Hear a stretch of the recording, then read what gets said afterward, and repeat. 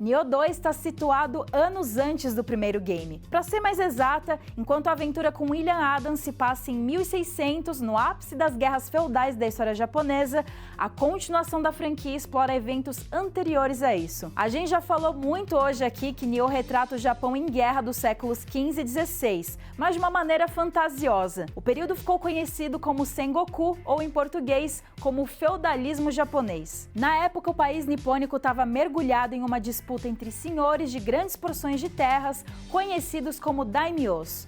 Os daimyos desafiaram o shogun vigente do Japão. E shogun em japonês significa comandante do exército e era o título conferido à autoridade responsável por dirigir um governo centralizado no país. Ao desafiar o shogunato, os senhores feudais japoneses ficaram divididos pelo comando do país. Foram muitas guerras até chegarmos a 1600, com o Japão separado. Eventualmente, um daimyo chamado Nobunaga Oda venceria seus adversários, colocando assim o Japão em rota de unificação para o seu aliado Toyotomi Hideyoshi. Nobunaga ficou conhecido por sua genialidade em estratégias militares. Ele era um líder sanguinário e cético que não acreditava no shintoísmo, a religião politeísta da época. Oda chegou ao poder muito novo e poderia ter unificado o Japão por conta própria se não fosse por sua morte trágica. Nioh 2 se passa entre 1467 e 1568, então a gente encontra uma versão jovem de Nobunaga. No começo do enredo fantasioso inspirado no Japão feudal, nosso protagonista é contratado como mercenário para caçar yokais. Em uma batalha, ele perde o controle e só fica normal com a ajuda de um mercador chamado Tokichiro. Tokichiro vende pedras estranhas chamadas de Spirit Stones. Os artefatos ajudam o usuário a se comunicar com espíritos e, pela sua força, se tornaram um elemento decisivo e disputado durante o período de guerras. O mercador contrata nosso protagonista para protegê-lo enquanto ele busca um novo comprador para as Spirit Stones. Os dois são levados pelo destino para a província de Owari, que tem como daimyo Nobunaga Oda.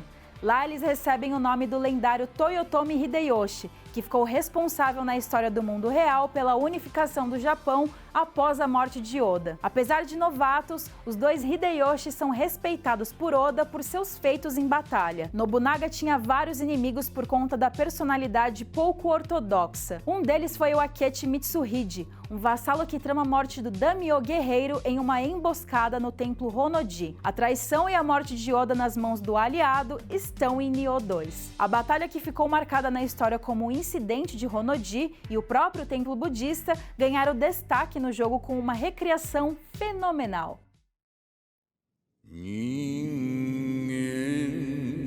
War is unending.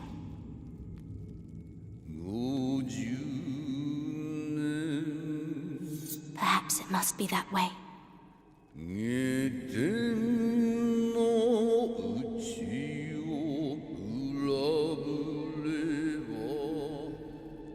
As long as people are people.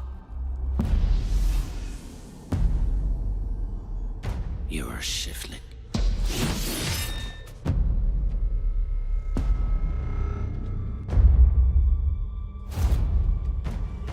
I will sniff out the very finest stones.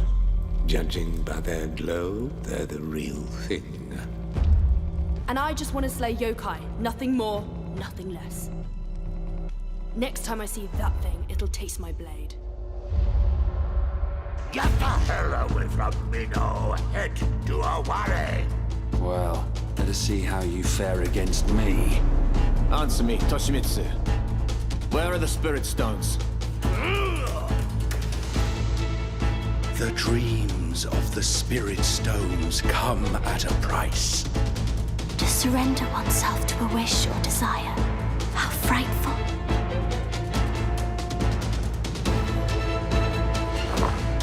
So this is what you've become? Let this be the end of wars waged with Spirit Stones. Quem também foi recriado no game como yokais, foram criaturas do folclore japonês. Depois de derrotados pelo jogador, esses yokais famosos das lendas podem ser usados pelo protagonista de Nioh 2. No jogo a gente encontra Mezuki, um demônio com cabeça de cavalo e com ódio pelos mortos. Mezuki se joga contra inimigos com seu corpo gigante e uma serra. Enera é um yokai formado por chamas e fumaça que surge dos pensamentos de amargura dos seres humanos. O yokai mora entre nuvens, de onde planeja seus ataques aos humanos. Yatsu no Kami é um yokai serpente com um chifre feito de várias lâminas em sua testa. O yokai fica ainda mais ameaçador quando ele consegue te arrastar para o Reino Sombrio. Lá, ele ganha um braço com vida própria e passa a te atacar de diferentes direções. As lendas contam que Kamaitachi galopa no próprio vento. A figura era pacífica, mas em Nioh 2 foi corrompida e agora utiliza o elemento da natureza para cortar suas vítimas. Seus braços e cauda causam poderosos golpes giratórios. Kasha, ou a Dama da Carruagem, é uma yokai que se move usando um par de rodas vivas que complementam a metade do seu corpo de mulher. Kasha rouba cadáveres e os leva até o inferno com ela. Por favor, não confundir a yokai Kasha com Kesha, que é a cantora que é metade glitter. Yomen Sukuna é um yokai gigantesco que é metade vermelho e metade azul. Sua metade vermelha é feroz no combate corpo a corpo, enquanto a metade azul ataca com arco e flecha. Um pouquinho apelão, né?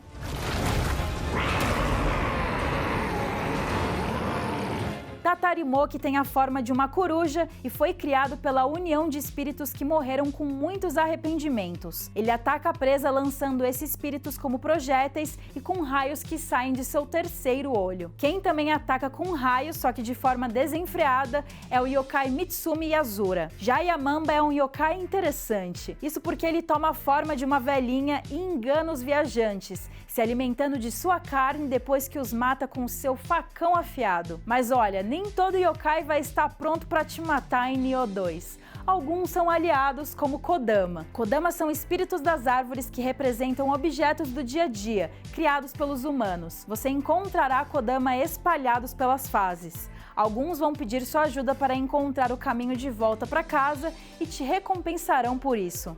Sudama é a versão corrompida de Kodama. Ele não vai te atacar a menos que você o provoque. Presenteie um Sudama com algo e receba itens raros em troca. Parceirinho mesmo é o Scampus, um yokai que é um gato gordo carente de atenção. Dê um pouco do seu tempo para Scampus, que ele te seguirá por algum tempo. Esse yokai tem o poder de recuperar sua barra de Amrita, e quando tá no Reino Sombrio com o jogador, ele vai se estufar e te proteger contra inimigos como um Byaku. Outra vez, me ajudem, por favor. Na metade de 2020, Nioh 2 já tinha ultrapassado a marca de 1 milhão de unidades vendidas. Satisfeitos com o resultado, a equipe da Team Ninja e a publisher Koei Tecmo repetiram a estratégia do primeiro game e lançaram 3 expansões para o jogo. A primeira expansão recebeu o nome de The Tengu's Disciple e leva os jogadores ainda mais para o passado do Japão. A história se passa na era Heian, séculos antes do Japão feudal, e conta os mistérios de uma arma e de um poderoso yokai vistos em Nioh 2. Ao chegar em outro período clássico da história japonesa, a equipe da Team Ninja trabalhou novamente para adaptar novos personagens, cenários e ambientação. O período Heian marca o ápice e a decadência do budismo e da influência chinesa no Japão. A expansão Tengu's Disciple foi lançada em junho de 2020 e teve sua história continuada na segunda DLC de Nioh 2. Capital das Trevas continua caçado do protagonista para revelar os mistérios da espada Soha Yamaru. O artefato leva até um portal para a antiga capital do período Heian, a cidade de Kyoto. O local está tomado por inúmeros yokais, o que faz com que Hide se torne aliado de corajosos caçadores a fim de devolver o status de Kyoto como a cidade da paz e tranquilidade. Em dezembro de 2020, Nioh 2 ganhou seu capítulo final. A DLC The First Samurai adaptou a lenda de Sakanoue Notamura Maru, um guerreiro que derrotou Otakemaru. O conto é o mais antigo já encontrado na história japonesa e até hoje é uma das lendas mais famosas do país. Sakanoue é conhecido como o primeiro shogun do Japão. Sabendo da responsabilidade do material que decidiu trabalhar, a Team Ninja adaptou a lenda para a narrativa de Nioh 2 com um novo olhar, mas tentando ao máximo respeitar a tradição do conto.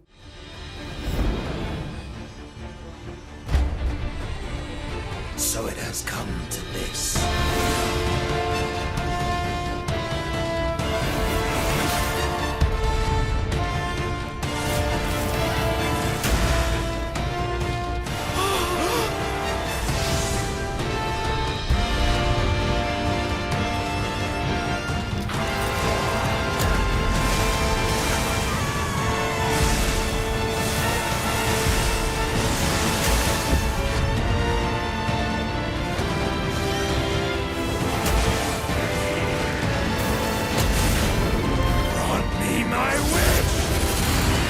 The First Samurai leva o jogador para o início do período Heian, em um passado distante.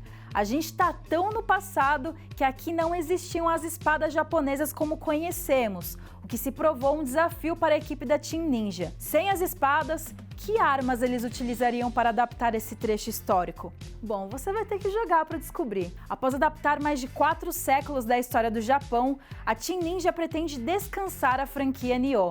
A desenvolvedora declarou que dará uma pausa em 2021 e não existem planos para uma sequência no horizonte. A ideia do estúdio é justamente trabalhar em um título completamente novo que ainda não foi revelado. Só o tempo dirá o que vem pela frente. Mas e aí, você conhecia a franquia Nioh? Ficou interessado? Conta pra gente nas redes sociais usando a hashtag GameShark. O programa de hoje vai ficando por aqui. Um beijo e até mais!